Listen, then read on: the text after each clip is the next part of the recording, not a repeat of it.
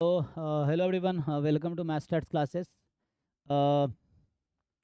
अभी हम लोग इस वीडियो में IIT एग्जाम बायोटेक 2009 का जो मैथमेटिक्स पोर्शन का जो सिलेबस है उस पे जो बेस्ट क्वेश्चंस आए वो डिस्कस करेंगे इसमें, ठीक है।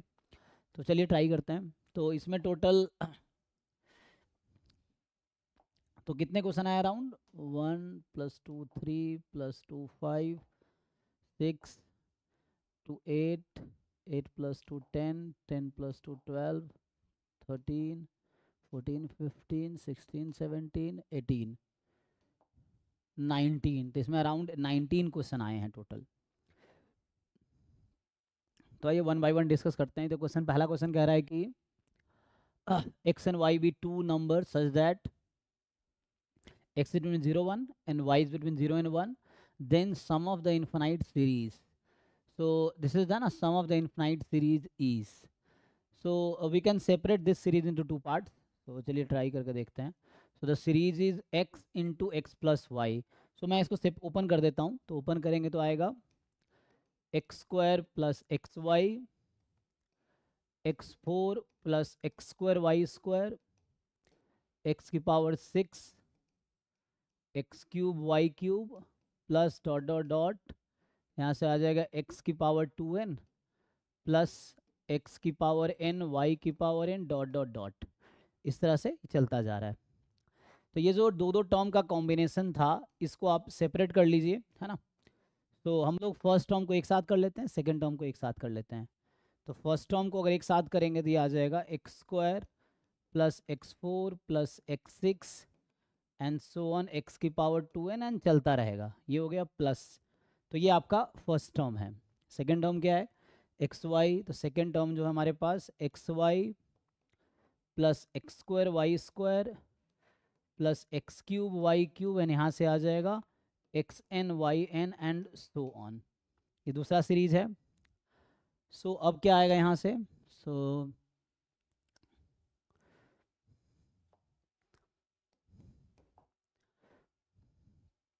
इसमें आप x² कॉमन ले लीजिए पहले वाले में। तो x², या आप जानते होंगे ये एक्चुअली दोनों इन्फिनाइट ज्योमेट्रिक सम हैं।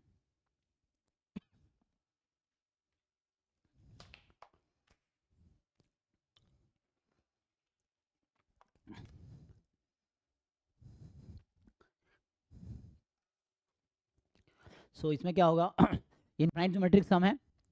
तो इसका जो फॉर्मूला एक होता है a + ar + ar² + ar³ and so on up to infinity. तो इसका जो सम आता है a/1 - r, वो अगर आप लगाएंगे तो यहाँ से आएगा a मतलब फर्स्ट टर्म।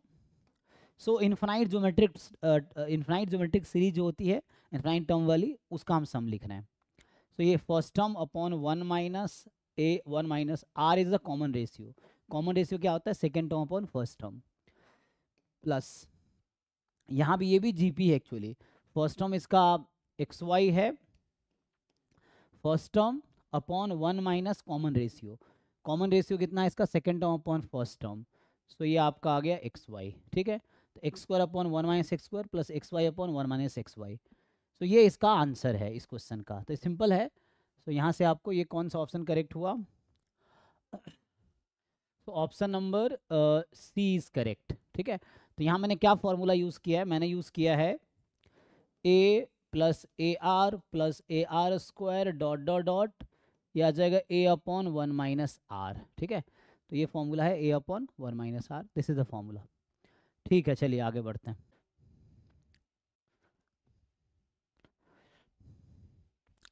चलिए तो हम लोग यहाँ पे क्या करते हैं कि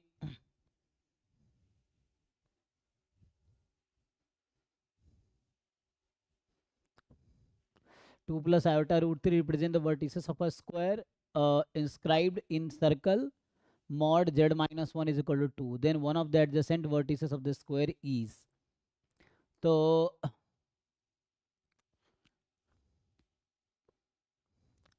इसमें ये है कि जैसे मान लीजिए हमारे पास जो सर्कल है ना, वो है z और 1 के बीच का डिस्टेंस 2 के इक्वल है।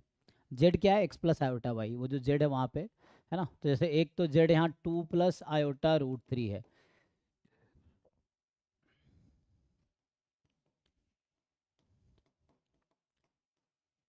तो दिस रिप्रेजेंट पॉइंट 2,√3 और ये जो 1 लिखा हुआ है 1 + 0 आयोटा, ये 1 0 है। और नेक्स्ट जो हमारे पास है तो वो जो इक्वेशन है z - 1 = ये z अलग है, ये एक पॉइंट है, ये समझिए यहाँ पे।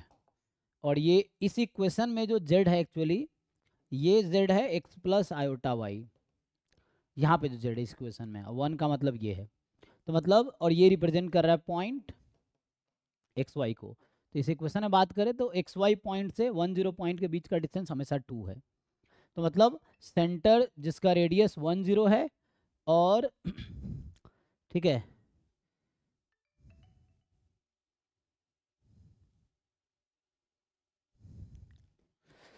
सेंटर जिसका रेडियस 1 0 है, सॉरी एक सर्कल जिसका रेडियस 1 0 है, सेंटर 2 है। तो सेंटर 2 लेंगे, यहाँ से आ जाएगा 2 3, ये हो जाएगा 0, ये हो जाएगा -1।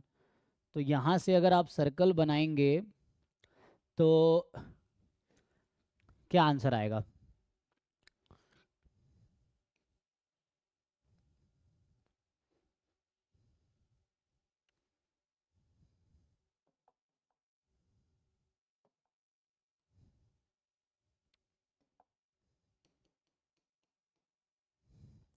अब कह रहा है कि 1 वर्टेक्स जो है 2,√3 जो है, तो 2,√3 यहाँ पे कोई पॉइंट होगा 2,√3, this is a vertex of a square on this circle, ठीक है ना। तो मतलब कुछ स्क्वायर होगा, कैसा भी हो सकता है, लेट से ऐसा भी हो सकता है, ये रफली ड्रॉ कर रहा हूँ। तो ये स्क्वायर है, इसके चारों साइड इक्वल है। तो होगा क्या, क्योंकि सेंटर से इसका डिस्टेंस और सेंटर से इसका डिस्टेंस सेम ही रहेगा। तो ये पूछ रहा है कि then one of the adjacent vertices of square is, तो एक वर्टेक्स है 2,√3, तो आपसे पूछ रहा है कि दूसरा वर्टेक्स कौन सा होगा। तो सिंपल, जो भी ऑप्शन ट्रू होगा उसमें ये है कि 1 0 से इसका डिस्टेंस जो है कितना है, पहले ये देख लेते हैं। So what is radius of this circle, तो रेडियस तो 2 है ना, क्योंकि रेडियस तो 2 है, तो यहाँ रेडियस की वैल्यू 2 है। तो बस आपको ये देखना है कि ये जो 1 0 पॉइंट है इसमें से इन चारों में किसका डिस्टेंस है ना, किसका डिस्टेंस जो है 1/2 होगा, है ना, रेडियस 2 है। सो ये 2 है, ये भी 2 है। सो आप देख लीजिए डिस्टेंस किसका 2 है, ये देखना है। तो हम लोग डिस्टेंस 1 0 से इन सब का डिस्टेंस निकालते हैं, देखते हैं 2 किसका डिस्टेंस है। तो जब आप डिस्टेंस निकालेंगे तो होगा क्या, चलिए। सो जैसे मैं पहले ऑप्शन से स्टार्ट करता हूँ। तो पहला ऑप्शन रिप्रेजेंट कर रहा है पॉइंट √3 - 1, तो √3 - 1, 1, ये रिप्रेजेंट कर रहा है 1 - √3, 1, ये रिप्रेजेंट कर रहा है 1 + √3, 1, और ये रिप्रेजेंट कर रहा है 1 - √3, -1, ठीक, ये चीज़ है। सो 1 - √3, -1। तो क्या करेंगे अब आप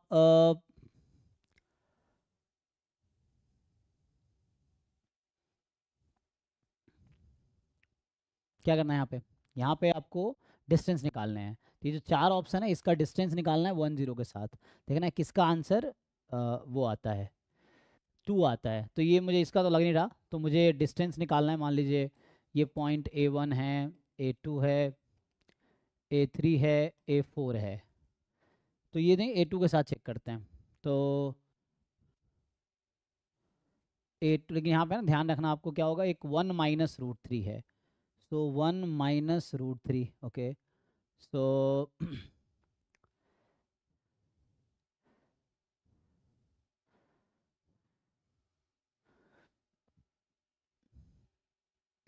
1 + √3, एक्स कोऑर्डिनेट यहाँ 2, √3 है। तो वाई कोऑर्डिनेट सब में एक्चुअली वाई कोऑर्डिनेट 1 या -1 है ना, वाई कोऑर्डिनेट 1 है, बस लास्ट वाले में -1 है। तो वाई कोऑर्डिनेट 1 है और वाई कोऑर्डिनेट -1, इस तरह से कुछ होगा मान लीजिए। तो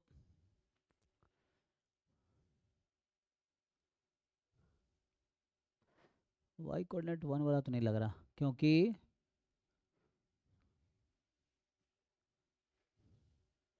यहाँ पे हो सकता है।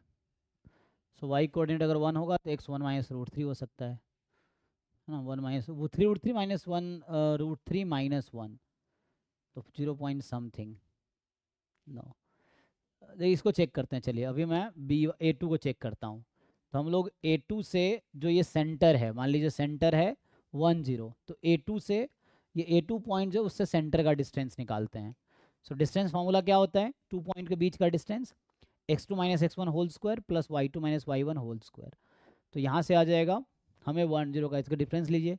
सो 3 प्लस 1, इस माइनस 1 करेंगे तो रूट 3 का स्क्वायर 3 और 1 माइनस 0 1, तो ये आ गया 2। अगर ऐसे आप इसका डिस्टेंस भी निकालेंगे A3 का भी, तो भी आंसर 2 ही आएगा। अच्छा, A3C का डिस्टेंस निकालेंगे तो भी 2 आएगा, और 1 माइनस रूट 3 माइनस 1। अगर A4, अच्छा A4C का डिस्टेंस निकालेंगे तब भी रूट 3 ही आएगा। नहीं, तब आएगा, डिस्टेंस फार्मूला लगाइए, डिस्टेंस फार्मूला इस पॉइंट से लेके इसका डिस्टेंस, तो रूट 3 स्क्वायर प्लस 1 स्क्वायर, तो ये भी आएगा आपका 2 ही आएगा। ए में वैसा नहीं होगा, ए में करेंगे तो ए में A1 से लेके C का डिस्टेंस 2 नहीं आएगा, क्योंकि दिस माइनस 1 करेंगे ना, तो ये रूट 3 माइनस 2 का होल स्क्वायर और प्लस में 1 स्क्वायर, तो ये 2 नहीं आएगा, तो ये तो पक्का आउट है। अब ये तीनों सेटिस्फाई कर रहा है, आपको डिसाइड करना है कौन सा सुटेबल हो सकता है।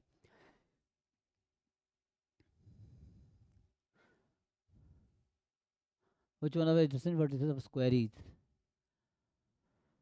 तो सिंपल सा मीनिंग ये है कि जो भी करेक्ट होगा उसका डिस्टेंस, रेडियस कितना है 2 है। तो एक और कंडीशन चेक कर लेते हैं। तो अभी मैंने क्या चेक किया, जो भी ऑप्शन वर्टेक्स होगा सेंटर से उसका डिस्टेंस 2 आएगा। तो बी सी डी तीनों ऑप्शन में जो पॉइंट्स हैं उसका डिस्टेंस सेंटर से 2 ही आ रहा है, तो मतलब सर्कल पे तो है पॉइंट्स। अब मुझे चेक करना स्क्वायर होगा, तो स्क्वायर होने के लिए क्या जरूरी है कि ये डिस्टेंस और ये डिस्टेंस इक्वल हो, और ये चारों डिस्टेंस इक्वल हो। और डिस्टेंस कितना कितना इक्वल होगा, तो ये जो है what is the side of the square, square का साइड कितना है,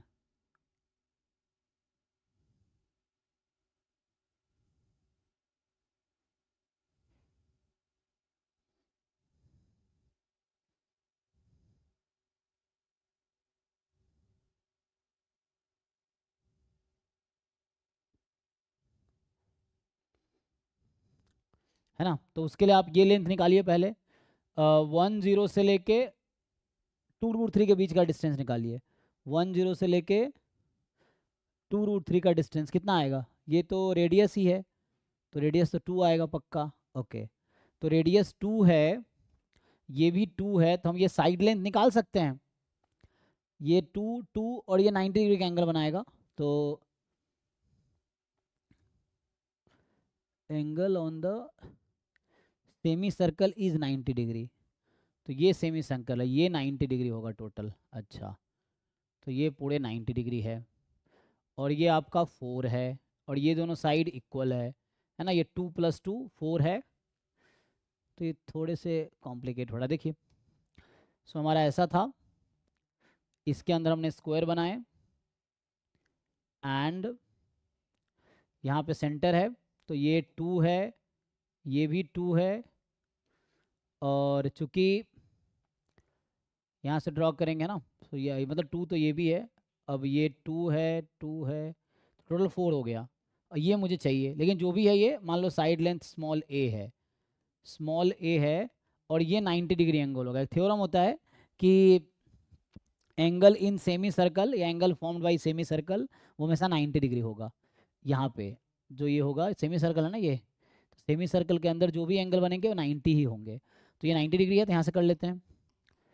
ए स्क्वायर प्लस ए स्क्वायर बराबर इसका स्क्वायर, ये हाइपोटेन्यूस है 16, तो 2a square is 16, so A square is 8, तो ए स्क्वायर का रूट लेंगे तो आ जाएगा 2 रूट 2, सो स्मॉल ए की वैल्यू है 2 रूट 2।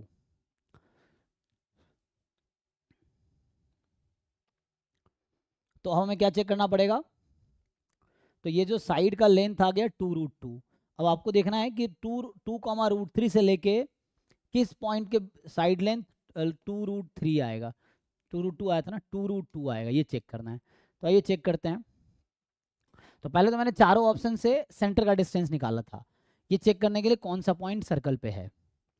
अब उसके बाद हम चेक कर रहे हैं कि किसका डिस्टेंस, कि किस वाले पॉइंट का डिस्टेंस जो गिवन वर्टेक्स है उससे 2√2 है। तो मान लो इससे मैं अगर चेक करूं तो ये था, यहां से डिस्टेंस अगर आप निकालेंगे 2 और √3 के बीच का, तो इसका डिस्टेंस निकाल लीजिए। तो डिस्टेंस निकालेंगे तो होगा a माइनस बी का होल स्क्वायर या b माइनस ए का होल स्क्वायर। तो इसको लगाएंगे तो आ जाएगा, सो 1 प्लस √3 का होल स्क्वायर आएगा, एंड प्लस में 1 माइनस √3 का होल स्क्वायर आएगा। ओके, तो ये तो आई थिंक 2√2 आएगा, देख लीजिए। 1 प्लस 3 प्लस 2√3, 1 प्लस 3 माइनस 2√3, तो कैंसिल हो जाएगा, 4√8 2√2 आ गया। So B is the correct answer, B ही करेक्ट आंसर होगा, क्योंकि ये क्या कर रहा है, सर्कल पे भी है और इसका डिस्टेंस उससे सेम है, तो ये स्क्वायर मैट्रिक्स बनाएगा। ठीक है, 2√2 सेम इन द सेंस कि ये लेंथ 2√2 है तो ये भी 2√2 हो रहा है। So this is the correct option, B is the correct option. तो पहले मैं चेक किया था कौन सा पॉइंट सर्कल पे है, तो उसके लिए रेडियस से उस पॉइंट के बीच का डिस्टेंस, रेडियस मतलब सेंटर से जो सर्कल के सर्कमफेरेंस पे जो पॉइंट है उसका डिस्टेंस रेडियस के इक्वल होगा। दूसरा कंडीशन, पहले मैंने साइड लेंथ निकाल लिया, साइड लेंथ के बाद हमने ये चेक किया कि कौन सा पॉइंट है जिसका डिस्टेंस इस पॉइंट से 2√2 है। ठीक है, आगे बढ़ते हैं।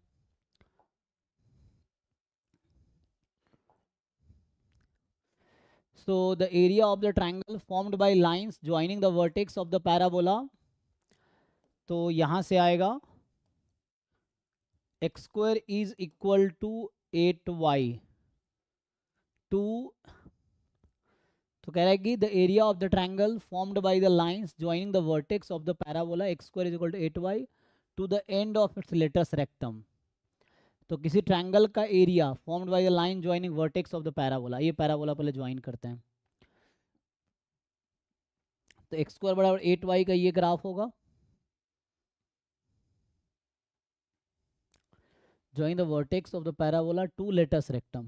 सो latus rectum ये एक लाइन है और इस ट्रायंगल का एरिया पूछा जा रहा है आपसे। तो ये जो ट्रायंगल है इसका एरिया कितना होगा। सो जो इसका फोकस होता है ना, जैसे ये x स्क्वायर बराबर 4ay, तो ये जो पॉइंट है ये 0,2 है। ठीक, ये जो पॉइंट है आपका वो 0,2 है, एंड ये पॉइंट 0,2 है। के बाद और एंड पॉइंट क्या होगा, तो ये पैराबोला के पॉइंट होंगे और ये तो अभी 0, 0 है। तो अब इस ट्रायंगल का एरिया निकाल सकते हैं क्या, ये तो 90 डिग्री है, छोटा वाला ट्रायंगल का एरिया निकाल सकते हैं और इसको डबल कर देंगे तो टोटल एरिया आ जाएगा। तो मुझे ये एरिया चाहिए, तो आप लोग क्या कीजिए, इस छोटे वाले ट्रायंगल का एरिया निकाल लीजिए, half into base into height. So half into base into height, तो ये लेंथ 2 है और ये लेंथ कितना है, तो ये तो पैराबोला के पॉइंट है ना, तो जो ये लेंथ होता है लेटस रेक्टम का, what is the length of latus rectum, यहाँ पे जो आएगा length of latus rectum in the क्या बोलते पैराबोला आता है 4a। तो ये जो लेंथ है ये 4a है एक्चुअली। ठीक है, टोटल 4a होगा। सो 4a, सो a कितना है यहाँ पे आपके पास, ये ना 4ax। सो 4a आपके पास ये 8 है, a की वैल्यू 2 है। सो एक तो 2 आई थी और यहाँ पे 4a है, तो ये 2a है, तो मतलब ये वाला आपका length, this length is 2 and this length is 4। अब इस ट्रायंगल का एरिया बताइए, तो half into base into height, so half into base into height, तो ये आ गया 4, आ गया सिर्फ इस वाले का एरिया, इतना ही एरिया इस साइड होगा, तो 4 + 4 8 आंसर है इस क्वेश्चन का, पहला ऑप्शन। तो यहाँ पे आपका 8 इसका आंसर है, ठीक है। So 8 is the answer.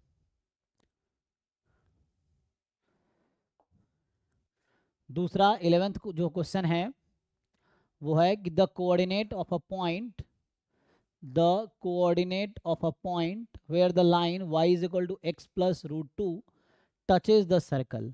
तो उस पॉइंट का क्या कोऑर्डिनेट होगा जहाँ पे line y is equal to x plus √2 touch कर रहा है सर्कल को। तो सर्कल को टच कर रहे हैं, उसका इंटरसेक्शन पॉइंट निकालने, पॉइंट ऑफ इंटरसेक्शन निकालने हैं। तो आइए पॉइंट ऑफ इंटरसेक्शन ट्राई करते हैं। सो हमें चाहिए point of intersection. So y is equal to x plus √2 and x square plus y square is 1. So x square y की जगह आ जाएगा x plus √2 का square is equal to 1. So यहाँ से a स्क्वायर और यहाँ से a square plus b square plus 2ab, ठीक है। इसको सॉल्व कर लेना है just. 2√2x is equal to 1। तो यहाँ से कितना आ गया, अब इसको आप सॉल्व कर लीजिए। मतलब ये टैंजेंट है, इनडायरेक्टली ये समझिए कि एक सर्कल है और एक टैंजेंट है y बराबर x प्लस √2। सो y बराबर x ये होता है x प्लस √2, मान लीजिए इस तरह का लाइन है। सो y बराबर x प्लस √2। सो y बराबर x प्लस √2 है। सो क्या आंसर आएगा यहाँ से,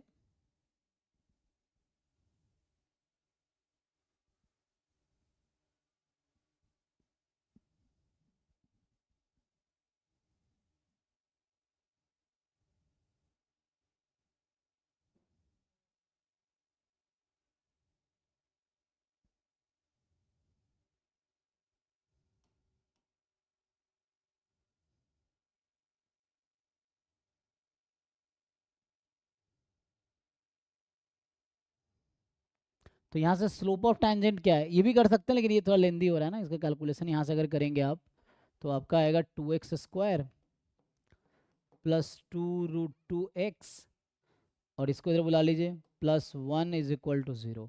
अब आप इसको फैक्टराइज के देखिए कौन सा पॉइंट है सेटिस्फाई कर रहा है, उससे भी आंसर आ सकता है।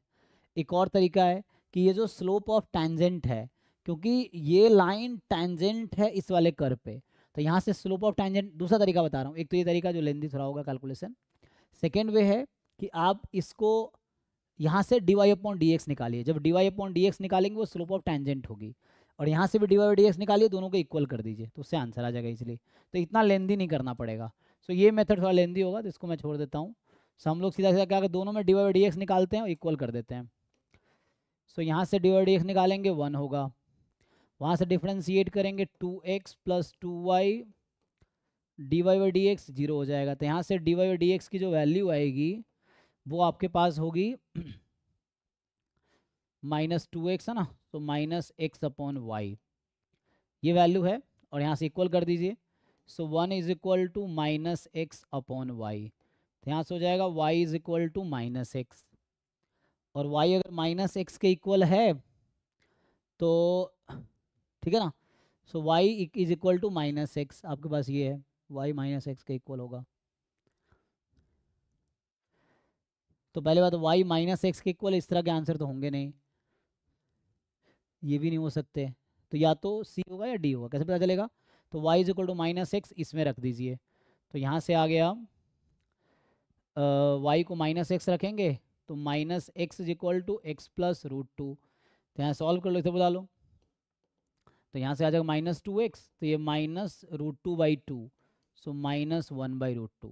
तो एक इस इक्वेशन को आप सॉल्व कीजिए, -x बराबर x प्लस √2। तो यहाँ से x की वैल्यू निकल के आएगी -1/√2।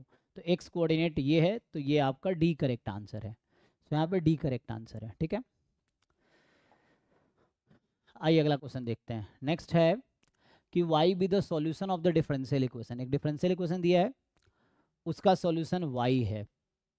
तो आपसे पूछ रहा है कि y1 0 है तो x टेंस टू 0 पे क्या होगा। तो अगर हम पहले 12वां कर रहे हैं, dy/dx उधर भेज दीजिए।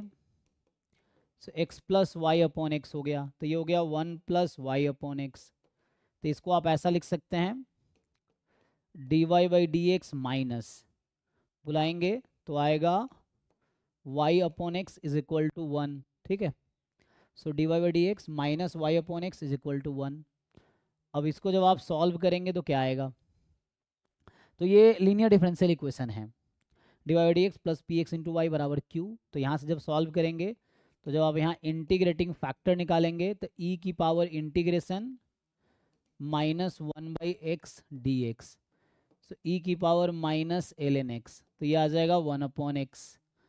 तो इंटीग्रेटिंग फैक्टर आ गया, तो सॉल्यूशन होगा y into integrating factor q, q की वैल्यू है 1 into integrating factor dx plus c। तो यहाँ से आपका आंसर आ गया y upon x is equal to L N X plus सी।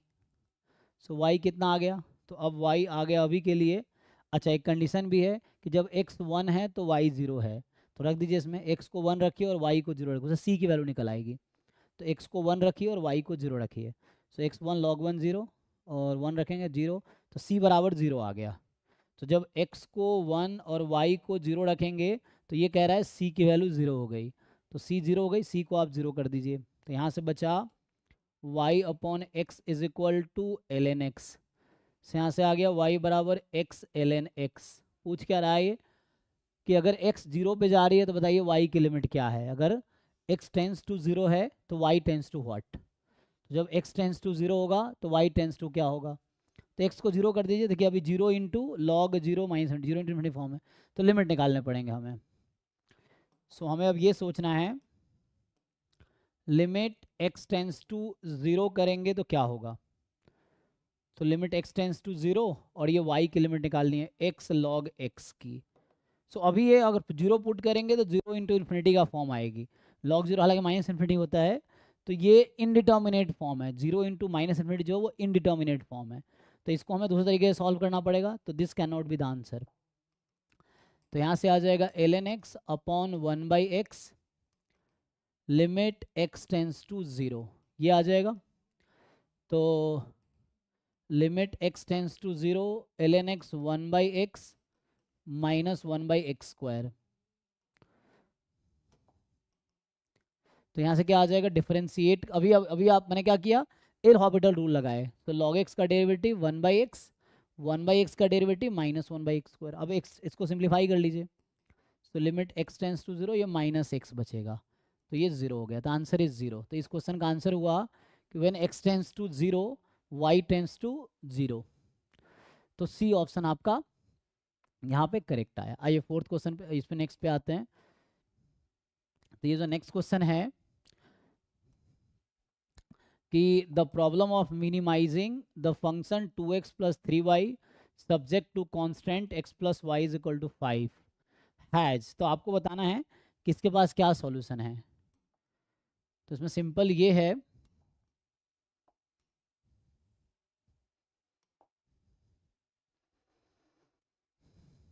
ना, तो हमें क्या करना है, मिनिमाइजिंग z जो कि है 2x plus 3y subject to x plus Y equal to 5, x less than equal to 2, y less than equal to 4, x more than equal to 0, y more than equal to 0, ये आ जाएगा। तो अब क्या answer आएगा, यहाँ से आप सॉल्व कीजिए इसको, तो हम सॉल्व करेंगे तो क्या होगा,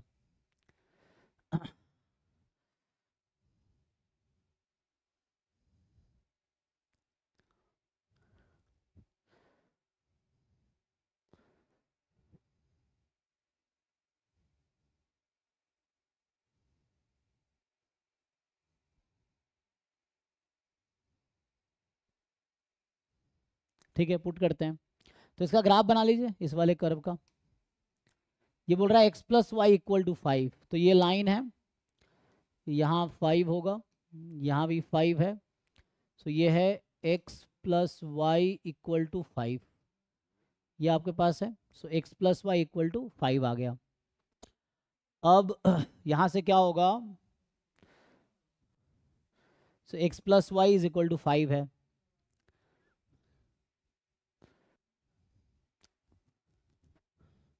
बोल रहा है X more than equal to 0, first coordinate Y more than equal to 0, X less than equal to 2 कह रहा है। तो X less than equal to 2, तो जैसे यहाँ पे 2 है मान लीजिए, तो इधर होगा Y less than equal to 4 कह रहा है, तो 2 4 लगा लीजिए यहाँ पे है। तो ये कॉर्नर पॉइंट पे ही सॉल्यूशन मिलेगा। ओके, तो सॉल्यूशन जो होगा एक्चुअली ये कॉर्नर पॉइंट पे ही मिलेगा सॉल्यूशन, क्योंकि लाइन एग्जैक्ट इक्वल है ना। तो कह रहा है has then problem 2x plus 3y has multiple solution, optimal solution, no solution and unbounded solution.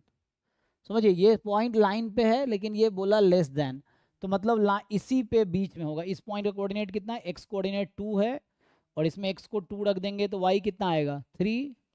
इस पॉइंट का कोऑर्डिनेट ये आपका 4 था ना, मैंने 4 लिखा था, वाई बराबर 4 है, ये एक्स बराबर 2 था। तो यहाँ से अगर आप देखेंगे तो इस पॉइंट का कोऑर्डिनेट वाई कोऑर्डिनेट 4 है, वाई को 4 रखेंगे एक्स 1 होगा, सो 1,4। तो ये आपका 1,4 है, ये 2,3 है, सो 2,3 1,4। तो इन्हीं पे होगा, देखिए पुट करते हैं 1,4 पे क्या आंसर आता है। तो z की वैल्यू निकालिए 1,4 पे, तो x को 1 y को 4 रखिए, तो 2 प्लस 12 14 आ गया। और यहाँ 2 3 पे रख के देखते हैं क्या आता है z की वैल्यू। तो x को 2, तो 2 3 जा 6 और 3 3 3 जा 9, ये 15 आ गया। तो इसका क्या मतलब है, तो इस बीच में हमने जब 1 4 रखा तो आंसर 14 आया,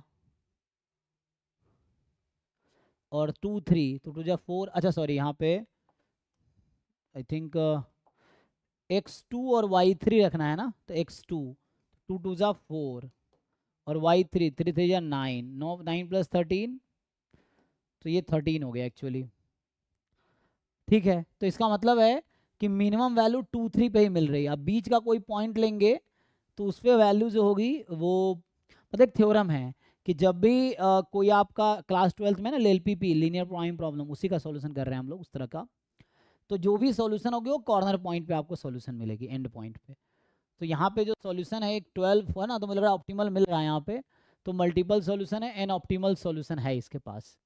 ठीक है, तो ये बी ऑप्शन ट्रू होगा, क्योंकि इस पे कहीं ना कहीं वो मिल रहा है। बीच का पॉइंट कोई लेके देखिए, जैसे मैं बीच का अगर कोई पॉइंट लूँ, अच्छा x प्लस वाई 5 है, तो एक काम करते हैं कि मैं क्या करता हूँ, y की जगह 5 दूसरा मैं इसको सेकेंड तरीके से सॉल्व करता हूँ। देखिए दूसरे मेथड से, इसी क्वेश्चन को मैं दूसरे मेथड से सॉल्व करता हूँ। तो मुझे बता रखा है x प्लस वाई 5 में रख दीजिए, तो z की वैल्यू 2x प्लस 3 टाइम, यहाँ से आप y की वैल्यू निकालिए 5 माइनस एक्स, तो ये आपके पास आ जाएगा 3 फिर 5 जा 15 और 2x minus 3x, 2x minus 3x है ना, तो 2x minus 3x minus x, so z बराबर 15 माइनस एक्स है। और x पे क्या रेस्ट्रिक्शन था कि x less than equal to 2 होगा, और यहाँ से y क्या आ रहा है 5 माइनस एक्स, तो यहाँ जब y को आप रख देंगे 5 minus x, so less than equal to 4, तो यहाँ से x more than equal to 1 हो जाएगा, और यहाँ कह रहा है लेस देन इक्वल टू 2, तो ये फिक्स कर दिया कि x की वैल्यू जो है x लाइज बिटवीन 1 एंड 2, ये दूसरा मेथड है। तो ये एक फंक्शन है आपका, तो ये तो 5 माइनस एक्स डिक्रीजिंग फंक्शन है, तो यहाँ से अगर आप देखेंगे D Z upon D x, तो -1 आ गया जो कि नेगेटिव है, तो इसका मतलब डिक्रीजिंग फंक्शन है। तो x की वैल्यू 1 रखेंगे तो वैल्यू कितनी आएगी इसकी 14 आएगी, और x की वैल्यू 2 रखेंगे तो कितनी आएगी 13 आएगी। तो हाईएस्ट वैल्यू 14 है, स्मॉलेस्ट वैल्यू 13 है, तो ये आंसर यूनिक सॉल्यूशन है इसके पास, मतलब ऑप्टिमल सॉल्यूशन है, मतलब मैक्सिमम मिनिमम मिल रहा है ना, मिनिमम मिल रहा है मुझे। नेक्स्ट क्वेश्चन देखते हैं, the coordinate of the point where the line joining point this and this crosses the XY plane. तो आपसे पूछ रहा है कि उस पॉइंट का कोऑर्डिनेट कहाँ है जहाँ पे A और B जो है XY प्लेन को कट करता है। ठीक है, तो अगर आप इसको सॉल्व करेंगे तो यहाँ से आंसर आएगा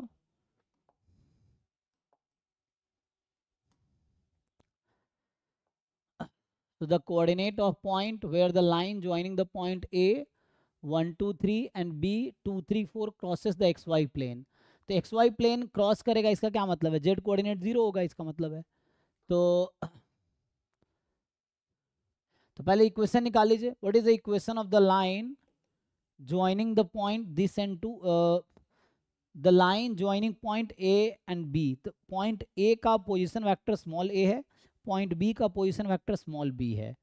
सो उस केस में क्या होता है, तो यहाँ पे जो ए वेक्टर बनेगा, पॉइंट ए का पोजीशन वेक्टर होगा i cap plus 2j cap plus 3k cap, और बी वेक्टर होगा 2i cap plus 3j cap plus 4k cap. ये आ जाएगा हमारे पास। और यहाँ से पुट कीजिए वैल्यू। तो जब वैल्यू पुट करेंगे तो आंसर क्या आएगा हमारे पास। तो इक्वेशन होती है a plus lambda b minus a. ये equation of line joining the point a and b, जहाँ स्मॉल a पोजीशन वेक्टर है पॉइंट a का, स्मॉल b पोजीशन वेक्टर है पॉइंट b का। तो यहाँ से आ जाएगा r is equal to a, मेरे पास क्या है, a है i cap plus 2j cap plus 3k cap, lambda b minus a. So b में से a घटा लीजिए, सी हो गया i cap 3 plus 2j cap k cap. इसको यहाँ से r मतलब r होता है, सो r वेक्टर इसको ऐड कर लीजिए। So 1 plus lambda i cap 2 plus lambda j cap 3 plus lambda k cap, ये आ गया। तो आप इसमें क्या कीजिए, बोला जेड कोऑर्डिनेट 0 है तो इसको 0 रख दीजिए। सो 3 प्लस लैम्बडा को 0, क्यों 0 रखा, क्योंकि एक्स वाई प्लेन पे हमेशा जेड कोऑर्डिनेट 0 होगा। जैसे एक्स एक्सिस पे वाई कोऑर्डिनेट जेड कोऑर्डिनेट दोनों 0 होगा, वाई एक्सिस पे एक्स कोऑर्डिनेट जेड कोऑर्डिनेट 0 होगा, वैसे एक्स वाई प्लेन में जेड कोऑर्डिनेट 0 होगा।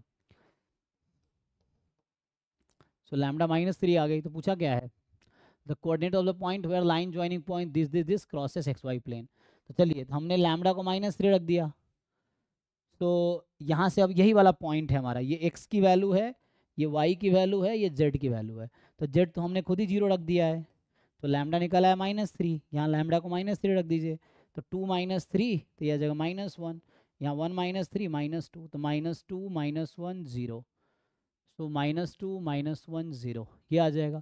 तो ये आपका करेक्ट आंसर है। ठीक है, नेक्स्ट जो क्वेश्चन है कि a plus B plus C π/2 है। तो आपसे पूछ रहा है कि cot a plus cot B plus cot C upon cot A cot B cot C क्या होगा। तो आइए इसको पहले सॉल्व करते हैं।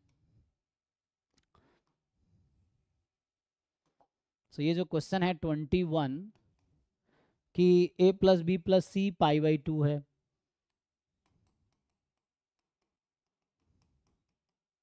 ठीक है, तो इसको आप सिंप्लीफाई करेंगे तो क्या आएगा, है ना। तो a plus B plus C π/2 है। तो यहाँ से आप अगर a प्लस बी को रख देंगे π/2 माइनस सी। ठीक, now apply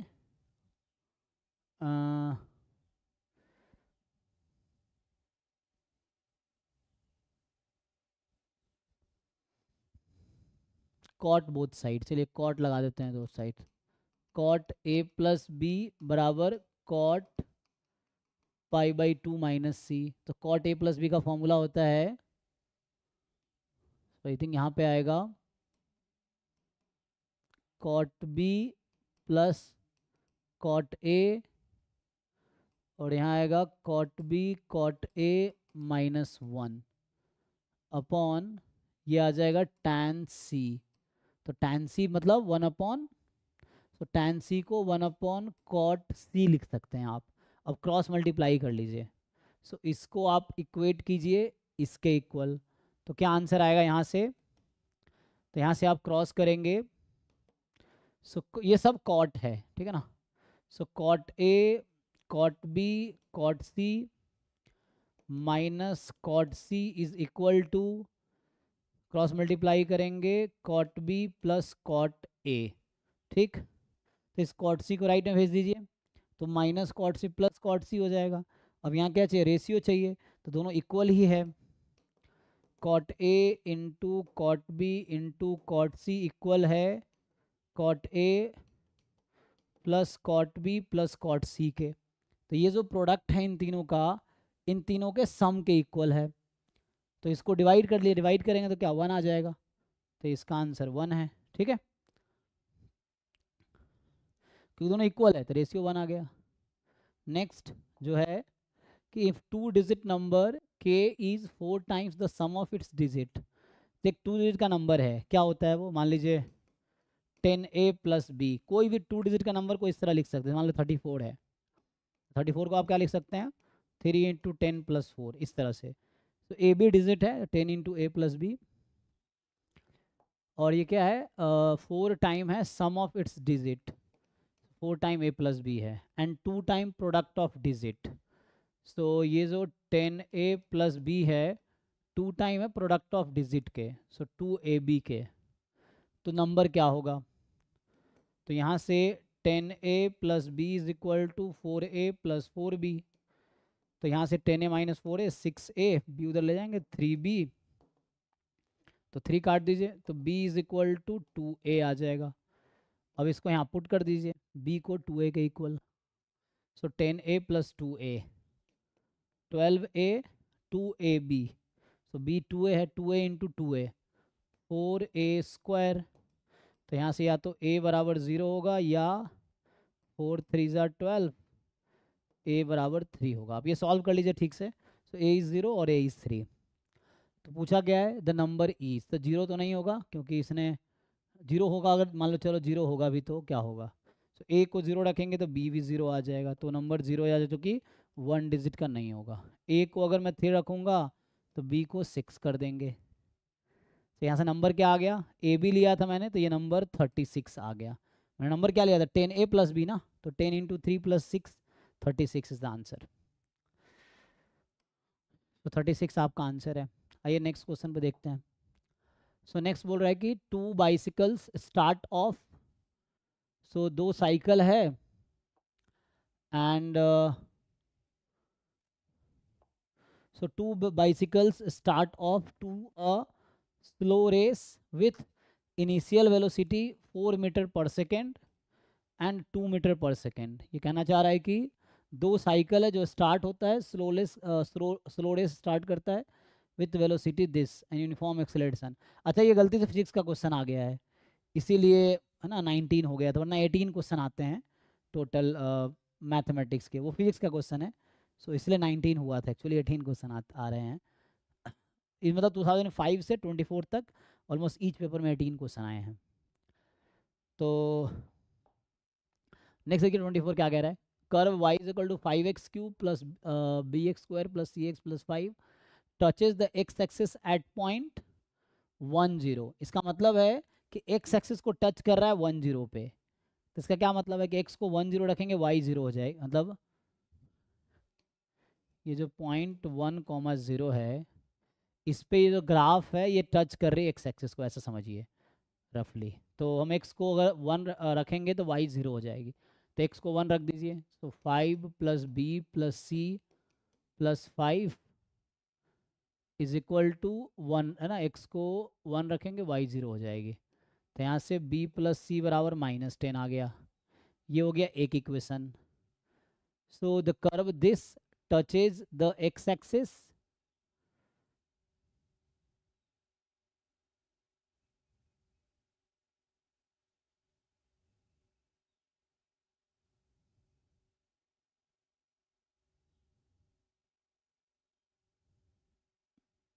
then b c क्या होगा ना, तो b प्लस सी तो -10 आ रहा है, तो एक तो ये तो पहले ही आउट हो गया, ये 0 ये भी आउट हो गया, तो यही पॉसिबिलिटी है, अभी तो कोई पॉसिबिलिटी है भी नहीं क्योंकि b प्लस सी -10 है, तो इन चारों में कौन सेटिस्फाई करेगा, ओनली डी वाला, तो इसलिए सही है। ओके, तो नेक्स्ट है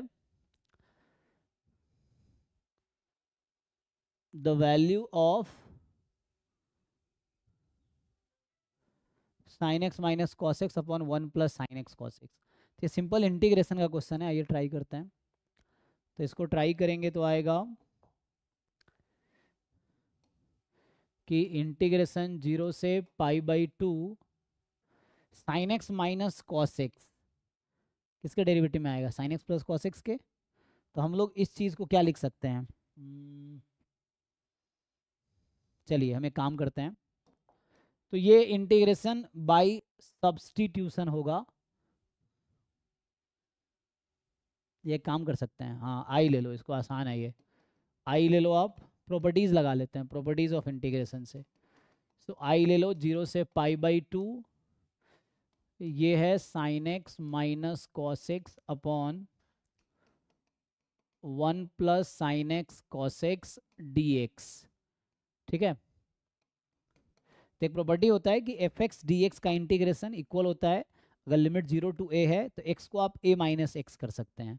तो यहाँ x को आप π/2 माइनस एक्स कर दीजिए। सो 0 से π/2 sine π/2 minus x cos x हो जाएगा, cos π/2 minus x sine x. So मैं वो वाला प्रॉपर्टी यूज़ कर रहा हूँ, 0 to a F x d x is 0 to a F of a minus x d x, यही है। सो 0 to a F x d x is F of a minus x d x 0 to a। तो लगाइए क्या आएगा, तो 1 plus sine x cos x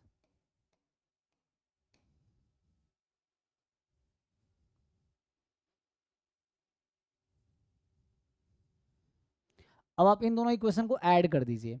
तो क्योंकि है ना साइन कॉस बनेगा कॉस साइन तो सेम ही रहेगा वो, sine π/2 minus x cos x हुआ कॉस साइन, तो मैंने उसी तरह से लिखा है ताकि आपको दिखे डिनोमीटर सेम है। इन दोनों को ऐड कर दीजिए।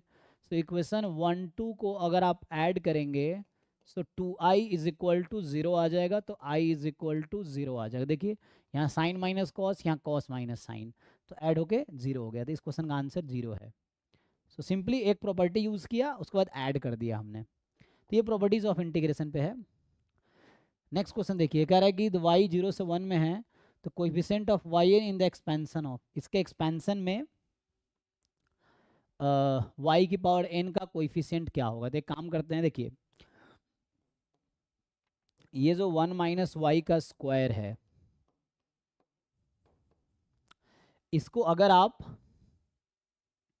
एक्सपैंड करेंगे तो क्या बनेगा, देखिए तो ये बनेगा एक्चुअली, इसका फॉर्मूला होता है 1 plus 2y plus 3y square.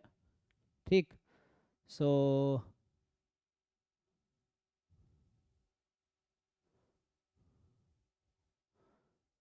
Plus 4y cube plus 5y4 and so on, ये चलता रहेगा। तो अब क्या करेंगे आप, हमें चाहिए actually 1 plus y whole square into this, तो इसको आप 1 प्लस वाई के होल स्क्वायर से मल्टीप्लाई कर दीजिए। सो 1 प्लस वाई के होल स्क्वायर खोलेंगे तो 1 plus y square plus 2y into, ये इसको मैंने ओपन किया ये आ गया, और इसका एक्सपेंशन वहाँ पे है कि 1 plus 2y plus 3y square plus 4y cube 5y4 dot dot dot. ठीक है, तो इसको सिंप्लीफाई करेंगे तो क्या आएगा, तो 1 से पूरे को मल्टीप्लाई कीजिए, फिर वाई स्क्वायर से, फिर वाई 2y से, और देखिए क्या होता है, कोएफिशिएंट आपको कलेक्ट करना है। ओके, चलिए हम लोग मल्टीप्लाई कर लेते हैं। जब आप 1 से मल्टीप्लाई करेंगे इन सबको तो बनेगा 1 plus 2y plus 3y square plus 4y cube plus 5y4 and so on, plus इसी वाले चीज़ को आप वाई स्क्वायर से मल्टीप्लाई करेंगे तो क्या होगा, जब आप वाई स्क्वायर से मल्टीप्लाई करेंगे तो y square plus 2y cube, so y square plus 2y cube plus 3y की पावर 4 प्लस 4 है ना, तो वाई स्क्वायर से मल्टीप्लाई किया तो y square into 1 y square 2y cube plus 3y4 plus 4y की पावर 5 प्लस 5y की power 6 चलता रहेगा। फिर इसी को आप y से मल्टीप्लाई कीजिए, प्लस आप 2y से एक एक 1/1 मल्टीप्लाई करो, पहले 1 से फिर y स्क्वायर से फिर 2y से, सो ये आ जाएगा 2y plus 4y square plus में 6y क्यूब प्लस में 8y4 10y6 and so on. तो आप समझिए पावर आगे हायर ही होगा। तो अब y वाले टर्म अगर आप कलेक्ट करें कि इसमें मैं देखूं, अगर इसको ऊपर लिखता हूं, देखिए सो जैसे कांस्टेंट टर्म लिखिए 1 है और कोई कांस्टेंट टर्म कहीं है नहीं है, तो ये जो एक्सप्रेशन है, ये जो था कि 1 + y का होल स्क्वायर और 1 - y का होल, पहला कांस्टेंट टर्म 1 आएगा, y वाला टर्म देखिए 2y और यहाँ से 2y, तो ये आ गया 4y, यहाँ से 3y² y² कितना हो गया, सो 8y², क्यूब वाला देखिए 4y³ 2y³, 6y³, सो ये आ गया 4 + 2 8, सो यहाँ से आएगा 12, सो 12y³, ऐसे ही 4 वाला 5 + 3 + 8, तो ये 16y4 एंड सो ऑन। तो आप पैटर्न समझ पा रहे होंगे, 4y 8y², 12y³, 16y4, just 4 time हो रहा है, 20y⁵, 24y⁶, सो पैटर्न समझ आ रहा है। पावर से जस्ट 4 टाइम्स उसका कोएफिशिएंट है, पावर जो है उससे जस्ट 4 टाइम कोएफिशिएंट है, सो y⁴n का पूछा था, तो जस्ट 4 टाइम उसका कोएफिशिएंट होगा, so it is the 4n is the answer. तो यहाँ से आंसर क्या आ गया आपका, ये आ गया 4n, सो ये आपका आंसर है। नेक्स्ट जो है कि 0 से π/2 x की वैल्यू है, तो बताइए क्या होगा tan inverse this.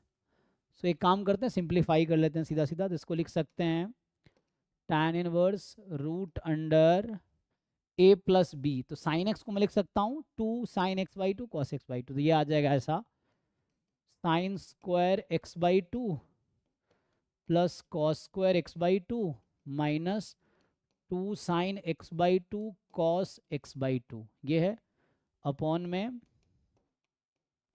sin² x/2 + cos² x/2 minus 2 sin x/2 cos x/2, इसको सिंप्लीफाई कर लीजिए, तो जब आप सिंप्लीफाई करेंगे तो ये आएगा tan inverse √under a + b है ना, तो a - b होल स्क्वायर, लेकिन यहाँ x क्या था 0 से π/2 में था, सो x/2 0 से π/4 में होगा, 0 से π/4 में cos की वैल्यू ज़्यादा होती है, तो यहाँ पहले cos लिखना पड़ेगा, साइन से पहले cos, सो ये आ जाएगा cos x/2 minus sin x/2 का होल स्क्वायर और cos x/2 plus sin x/2 का होल स्क्वायर, तो रूट खत्म हो जाएगा, तो ये बचेगा tan इनवर्स, अब ये स्क्वायर से रूट काट दीजिए, स्क्वायर से रूट कट जाएगा, तो बचेगा आपके पास cos x/2 minus sin x/2 cos x/2 plus sin x/2। अब आप इसको क्या कीजिए, you just divided by cos x/2, तो ये हो जाएगा tan इनवर्स, इसको cos x/2 से डिवाइड कीजिए, तो 1 - tan x/2 upon 1 + tan x/2, सो ये आ गया tan inverse tan a - tan b upon 1 + tan a tan b, तो ये आ गया tan π/4 प्लस x/2, नहीं tan π/4 minus x/2, tan inverse और tan कैंसिल हो गया, तो आंसर आ गया π/4 माइनस x/2, तो ये आपका आंसर है π/4 माइनस x/2, ठीक है, सो इसका आंसर आ गया π/4 minus x/2, this D option, ठीक है, so option D is correct. यहाँ कह रहा है कि एफ वेक्टर है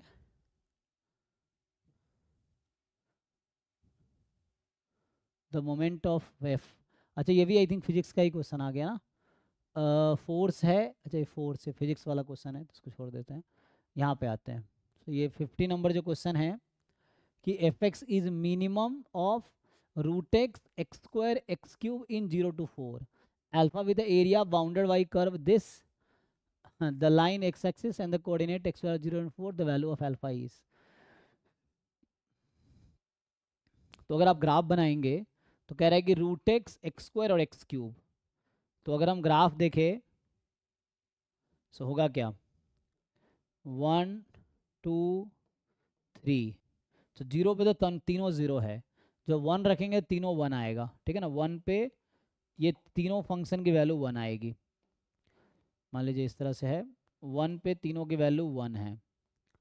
अभी आपके पास करना क्या है कि सो रूट एक्स का जब ग्राफ बनाएंगे तो ये इस तरह से होगा। एक्स स्क्वायर का जब आप ग्राफ बनाएंगे तो 1/2 पे एक्स स्क्वायर की वैल्यू 1/4 है, उसका 1/8 है। सो ये आपका ऐसा एक्स स्क्वायर हो जाएगा और एक्स क्यूब ऐसा हो जाएगा। तो पता कैसे चलेगा क्या कौन सा क्या है? सो ये है एक्स क्यूब, ये है एक्स स्क्वायर, ये है रूट एक्स। नीचे वाला है एक्स क्यूब, ये है एक्स स्क्वायर और ये है रूट एक्स। ठीक।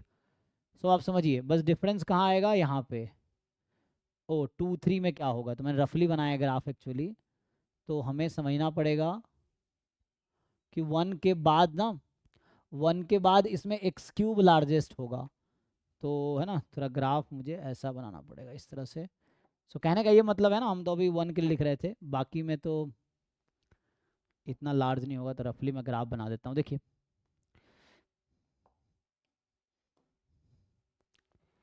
ये हो जाएगा रूट एक्स, ये एक्स स्क्वायर और ये एक्स क्यूब। तो ये इतना शार्प नहीं होगा, एक्स स्क्वायर और ये होगा एक्स क्यूब, इस तरह से जाएगा। सो कहने का मतलब ये है मेरा आगे जाता रहेगा ना, ये 1 है, आगे 2 3 जो भी है। तो आपको बोल रहा है एरिया अंडर मिनिमम लेना है आपको। मिनिमम क्या होगा? सो जो मिनिमम, अच्छा मिनिमम लेना है ना, तो ये हो गया मिनिमम। तो देखिए मिनिमम क्या है, इन तीनों में मिनिमम एक्स क्यूब है और यहाँ पे मिनिमम क्या है, रूट एक्स है। तो 1 2 3 जस्ट समझाने के लिए, या आप 3 आगे लेना चाहो तो भी कोई दिक्कत नहीं है। तो कहने का मतलब ये है एरिया क्या होता है। So what is area? Area होगा इंटीग्रेशन वाई डी एक्स, यहाँ 0 से 4 में। तो करना क्या है आपको, 0 से 1 के बीच मिनिमम एक्स क्यूब है, एक्स क्यूब सबसे छोटी है, और 1 से 4 में, जब 1 से आप यहाँ भी ले लीजिए 4, सो 1 से 4 के बीच एक्स, ये जो है ना रूट एक्स मिनिमम है। So root x d x, root x largest है 0 से 1 में, ये एक्स क्यूब है। ठीक। अब आप इसको इंटीग्रेट कर लीजिए तो इसका आंसर आ जाएगा x4/4 0 to 1, रूट एक्स का x की पावर 3/2 अपॉन 3/2, आंसर है 1 से 4। सो आ जाएगा हमारे पास, सो ये 1/4 प्लस, इसको पुट करेंगे 4 की पावर 3/2, 4 2 स्क्वायर है। सो 2 की ये 8 आ जाएगा, 8 - 1/3/2 है। सो 1/4 इंटू 7 इंटू 2/3। सो ये हो गया 1/4 plus 14/3।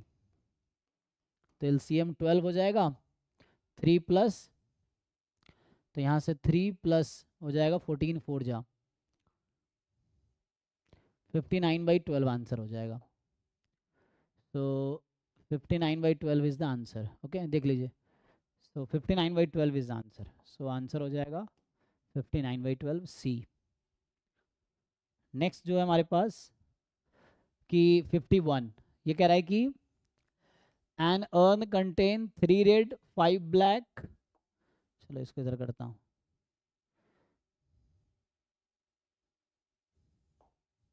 So an urn contains 3 red, 5 black, 7 yellow balls. If a ball is drawn at random, then the probability that ball drawn is not yellow. So simple है, देखिए यहाँ 3 रेड 5 ब्लैक और 7 yellow है। So 3 red 5 black 7 yellow. If a ball is drawn at random, then the probability that the ball drawn is not yellow. Yellow नहीं होगा, तो yellow नहीं होगा तो क्या होगा, रेड या ब्लैक होगा। तो 8 है जो येलो नहीं है। टोटल कितने हैं, 15। This is answer. So question is not yellow, तो नॉट येलो कितने हैं, 7 आउट ऑफ 15। तो 8/15 is the answer, simple. Next जो है, मतलब number of favourable outcome upon total number of outcome, ये करना है। अब ये जो क्वेश्चन नेक्स्ट है कि A be a non singular square matrix of order 3। Okay, non singular है मतलब डिटर्मिनेंट नॉन जीरो है, स्क्वायर मैट्रिक्स ऑर्डर 3 का है। If B is a matrix obtained from A by adding 3 times this first row, so कह रहा है to it second row. So कह रहा है एक ए जो है ना, मान लो ए का डिटर्मिनेंट कुछ है, अब आपने क्या किया, इसमें ऑपरेशन लगाए, R2 changes as R2 plus 3 R1, तो ये डिटर्मिनांट ए लिख रहा हूँ मैं, आपने ये लगाया, तो अब जो मैट्रिक्स बना वो डिटर्मिनांट बी बन गया, या मैट्रिक्स से करना मैट्रिक्स भी कर लो, कोई दिक्कत नहीं है। इफ़ यू थिंक कि चलो ए,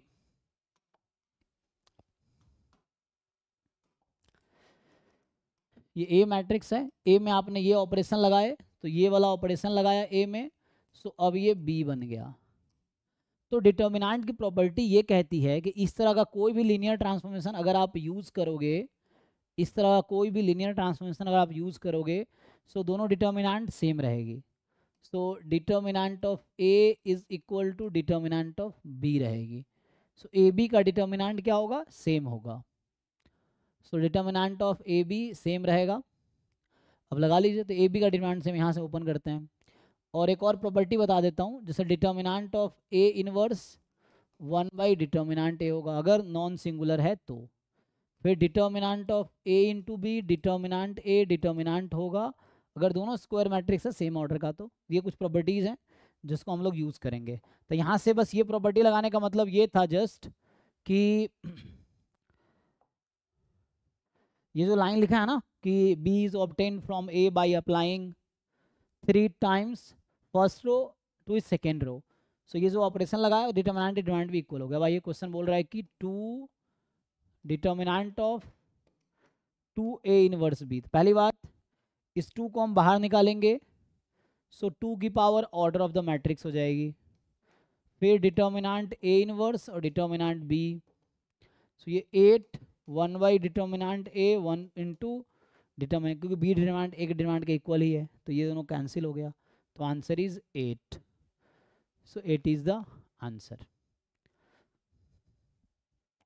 नेक्स्ट है कि the quantity z is equal to x y to be estimated by measuring x Y if the absolute error in the measurement of x y are this then absolute error. Product rule आपको आता होगा, product rule of differentiation.